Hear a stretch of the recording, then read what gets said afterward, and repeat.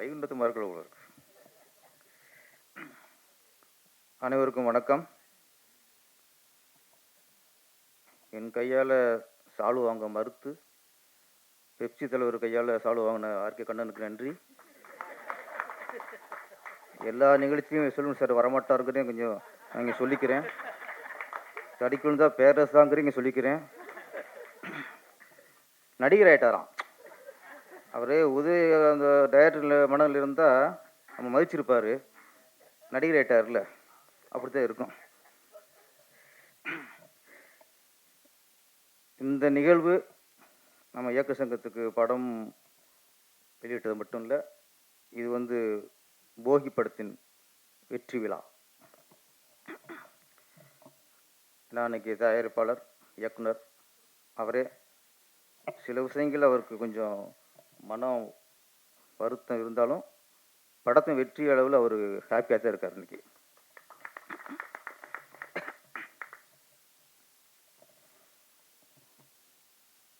போகி அது எல்லா மீனிங் தெரிஞ்ச விஷயம்தான். அதுவும் தமிழில் கண்டிப்பாக போகினா எல்லாருக்குமே தெரியும்.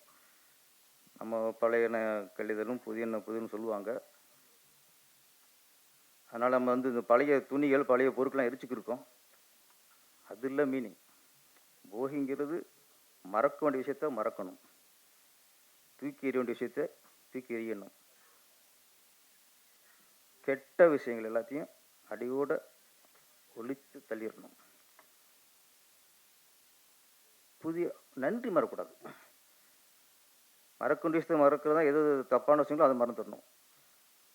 நன்றி மறக்கணுங்கிறது தான் போகிக்கு அடுத்து நம்ம ஒவ்வொரு பொங்கலுமே நன்றி சொல்ற விழாவாக இருக்கும். சூரியனுக்கு, வீட்டுக்கு, மாட்டுக்கு, உழவனுக்கு, வாழ்க்கையில் யாராருக்கு நன்றி சொல்ல மறக்கக்கூடாதோ அதெல்லாம் வரிசையாக பொங்கல் சொல்லும்.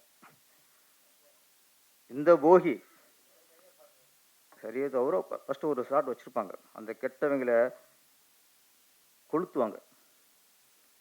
கொளுத்தி விட்டு போகின்னு டைட்டில் போடுவார். அதுதான் கரெக்ட். பழைய கொளுத்துறதுல கெட்டதை கொளுத்துறோம், அதுதான் போகி. அங்கேயே டைரக்டர் நம்ம விஜயசேகரன் கரெக்டாக அவர் டைரக்டர் முத்திரையை பதிச்சிட்டாரு. முன்னெல்லாம் படம் இந்த பேய் படங்கள் பார்த்தா தான் இந்த வீட்டுக்கு போது பயமாகவே இருக்கும். நம்ம எங்கள் ஊர் நாட்டசங்கோட்டை 8 கிலோமீட்டர் சிவகங்கை டவுனு. இங்கேருந்து சாயந்தரம் அழகாக ஹாப்பியாக போயிடுவோம் பேய் படம் பார்க்குறதுக்கு. பாட்டு வரும்போது 8 கிலோமீட்டர் ரோட்டில் லைட் இருக்க ஒன்றும் இருக்காது, சைக்கிளில் வரணும். இந்த பேய் படம் பார்த்துட்டா வரும்போது பக்கு பக்குங்கும். ஏதாவது எங்கேயாவது ஒயிட்டாக அசைஞ்சா கூட வெகிருக்கும். வீடு சேர வரைக்கும் அப்படி இருக்கும். அது பேய் படம் பார்த்தா. ஆனால் இன்னைக்கு இந்த மாதிரி படங்களை பார்க்கும்போது, போகி மாதிரி படங்களை பார்க்கும்போது பகிருங்குது. பேய் படம் பார்த்தா வந்த பயம் இந்த போகி மாதிரி படங்களை பார்க்கும்போது வருகிறது. சமுதாயம் அவ்வளவுக்கு மோசமாக போச்சு. பேயோட இன்னைக்கு சமுதாயம் மோசமாக இருக்கு. மார்ச்சரியில் ஒரு பெண்ணோட பாடியோட நிம்மதியாக கொடுக்க முடியல, செத்து போன பாடியோட நிம்மதியாக கொடுத்து வெளியே நிற்க முடியலங்கிற சூழ்நிலை இன்னைக்கு. அதை வச்சும் புழப்பு நடத்துறாங்கன்னா எவ்வளோ கேவலம், கேவலத்தின் உச்சம். ஒரு 30 வருஷம் 20 வருஷம் முன்னாடிலாம் ஒரு ஒரு பாலியல் வன்கொடுமைன்னா ஒன்றே ஒன்று தான், இல்லை ஒரு பொண்ணை கற்பழிப்பான். பார்த்து வரைக்கும் அப்போல்லாம் எம்ஜிஆர் காலத்தில் ரஜினி காலத்துலாம் ஹீரோ தங்கச்சியை கற்பழிப்பாங்க. இதுதான் நமக்கு தெரிஞ்ச மிகப்பெரிய பாலியல் வன்கொடுமை. இன்னைக்கு தடுக்கி விழுந்தா எங்கே சிசிடிவி கேமரா இருக்கு, எங்கே கேமரா வச்சிருக்கான், எங்கெல்லாம் லவ்ங்கிற பேரில் ஏமாற்றி அது பெண்களை நிர்வாணம் ஃபோட்டோ எடுத்து அதை வச்சு வியாபாரம் பண்ணுறாங்க, பயமுறுத்துறாங்க. விதவிதமாக இருக்கு. அதில் ஒன்று தான் இன்னைக்கு மார்ச்சரியில் ஒரு பெண்ணோட பாடியும் வச்சு இவ்வளோ கேவலமாக புலப்படுத்துறாங்க தான். இதில் விட உச்சம் என்னன்னா, ஒரு பொண்ணு ஒரு பையனை நம்பி லவ் பண்ணுது. அவன் தான் வாழ்க்கையை நினச்சிருது, இவனை தான் நம்ம கல்யாணம் பண்ண போகணும்னு நினச்சிருது. அந்த நம்பிக்கையில் சில ஃபோட்டோ எடுத்துக்கிறாங்க. ஒரு சந்தேகம் வந்தால் தானே அதுக்கு கொஞ்சம் பயம் வரும். சந்தேகம் இல்லைங்கிறது எப்படி பயம் வரும்? அந்த மாதிரி ஃபோட்டோ எடுத்துகிட்டு அதுக்கப்புறம் அதை வச்சு பிளாக்மெயில் பண்ணுறான். இந்த மார்ச்சுரியில் டெட் பாடியை வச்சு பண்ணுறதை விட இந்த காதல்ங்கிற பேரில் பண்ணுறாங்கல்ல, இதோட அது கொடுமை சார். இதோட அது மிருகத்துக்கு சமம். அப்படி எல்லா வகையிலும் நீங்கள் பெண்களை எங்கேயும் நிம்மதியாக லவ் பண்ண முடியல, நிம்மதியாக காலேஜ் போக முடியல, நிம்மதியாக பள்ளிகள் ஸ்கூலுக்கு போக முடியல. ஒரு அறிவியல் வளர வளர நாகரிகம் வளரணும், அதான் இயல்பு. ஆனால் இன்னைக்கு அறிவியல் வளர வளர நாகரிகம் கீழே போச்சு. மனுஷன் காட்டு முன்னாடி ஆகியிருக்கான். அறிவியல் வளர்ந்தா மனுஷத்தன்மை மனித வளரணும்ல. இன்னைக்கு மிருகங்களும் வளர்றாங்க. அறிவியல் வளர மிருகங்கள் சமுதாயத்தில் வாழ்ந்துட்டு இருக்கு.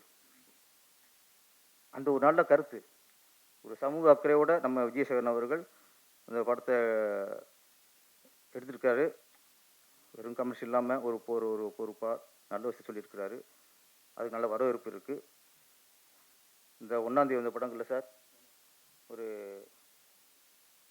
4-5 படம் பிடிச்சிருக்கு. ஹாப்பி, சந்தோஷமான விஷயம் என்னென்னா, அக்யூஸ்ட் ஹிட்டு, சரண்டர்னு படம் அதுவும் நல்ல ஹிட்டு, முதல் பக்கம் அதுக்கும் நல்ல பேர், நல்ல ஹிட்டு, போகிக்கு நல்ல பேர்.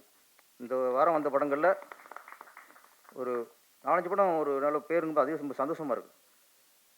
அப்புறம் இங்கே விஜயசேகரன் வந்து படத்தின் வெற்றியை பகிர்ந்துட்டதை விட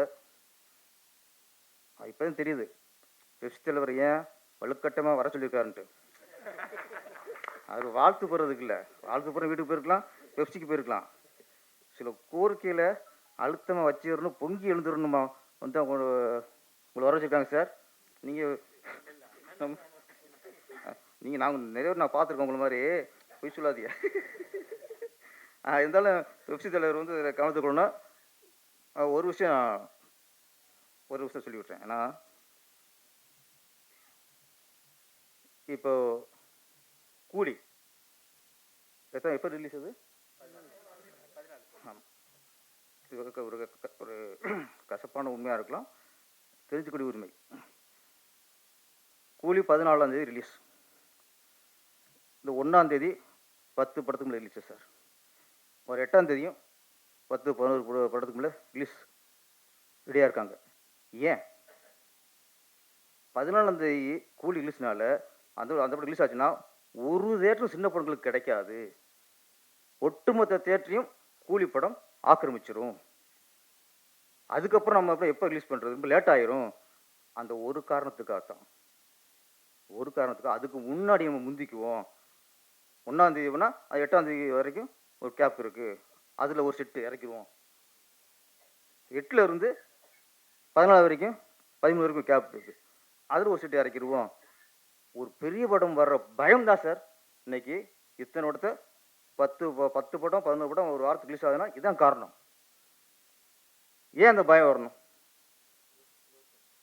பெரிய ஒரு ஸ்டார் வரும்போது சின்ன ப்ரொடியூசர் சின்ன படங்கள் இன்னைக்கு பயந்துறாங்க. அந்த பயத்தில் தான் இவங்க வெளியிட்டிருக்காங்க போகி படம் 1ஆம் தேதி. அடிச்சுட்டு அதே மாதிரி பயத்தில் வருது எல்லாமே. இது கொஞ்சம் நான் ஏற்கனவே சொன்னதான், சிறுபான்மையினருக்கு ஒதுக்கீடுன்னு ஒன்று இருக்குது, அரசாங்கம் இருக்கு. அதே மாதிரி பெரிய படங்கள் பெரும்பான்மை வச்சுக்கோங்க, சின்ன படங்கள் சிறுபான்மைன்னு ஒதுக்கிடுங்க. எங்களுக்கு இட ஒதுக்கீடு கொடுங்க. ஒரு மாலில் 10 தேட்டர்னா நீங்கள் 8 தேட்டரு அந்த பெரும்பான்மைன்னு சொல்கிறாங்கல்ல பெரிய படங்கள் நீங்கள் ரிலீஸ் பண்ணுங்க. 2 தேட்டர் ஒதுக்குங்க. 2 தேட்டரில் 2 ஷோ, 4 படம் பிழைக்கும், 4 சின்ன படங்கள் பிழைக்கும். சென்னையில் 80 தேட்டர் இருக்கா? நான் சரி, நீங்கள் ஒரு 60 தேட்டர் எடுத்துங்க, பெரும்பான்மை பெரிய ஸ்டார் படம் எடுத்துங்க. ஒரு 20 தேட்டரு சிறுபான்மையான சின்ன படங்களுக்கு கொடுங்க. கவர்மெண்ட் நடிச்சா முடியும், நினைக்க மாட்டேங்குது. அவங்களே இங்கே சினிமாவில் இருக்கும்போது அவங்களே பெரும்பான்மை, அப்போ எப்படி சினிமா நினைப்பாங்க? இங்கே நம்ம வந்து தயாரிப்பாளரை குறை சொல்கிறோம், பெப்சியை குறை சொல்கிறோம், ஏக்ல சங்கத்தை குறை சொல்கிறோம். நாங்கள் என்ன பண்ண முடியும்? அரசாங்கம் ஒத்துழைக்கணும். அரசாணை இருந்தால் எல்லாம் சரியாக வரும். அரசு சினிமாவில் நேசம் கொள்ளணும். கணக்கு பார்த்தா இன்னைக்கு அதிக வரி சினிமாவில் போகுது. சென்ட்ரல் கவர்மெண்ட்டுக்கும் போது ஸ்டேட் கவர்மெண்ட்டுக்கும் கோடிக்கணக்கு இங்கே தான் வரி போயிட்டே இருக்குது. வாங்கிக்கிறாங்க தவிர வரி முக்கியம், நம்ம ஒரி முக்கியம் இல்லை. நம்ம பஞ்சவடம். அதனால் கொஞ்சம் பெரிய படம் வரும்போது இந்த மாதிரி சின்ன படங்கள் பயந்து போய் விழுகுறாங்க சார். இந்த பத்தக்கட்டையில் ஐயர் மீன் ரிவர்ஸில் விழுகும். கிராமக்குள்ள அவங்களுக்கு தெரியும். மற்ற மீன்லாம் நேரம் போகும், வளைவு. இந்த இதுக்கு மட்டும் ஆப்போசிட்டில் போய் விழுவோம். அந்த மாதிரி சின்ன படங்கள்லாம் போய் பேத்தில் விழுந்துறாங்க. அதே பெப்சி தலைவர் கொஞ்சம் ஸ்டெப் எடுக்கணும். பெப்சி அது எந்த முடிவு எடுத்தாலும் நம்ம இயக்குனர் சங்கம் அதுக்கு உறுதுணையாக இருப்போம். நன்றி, வணக்கம்.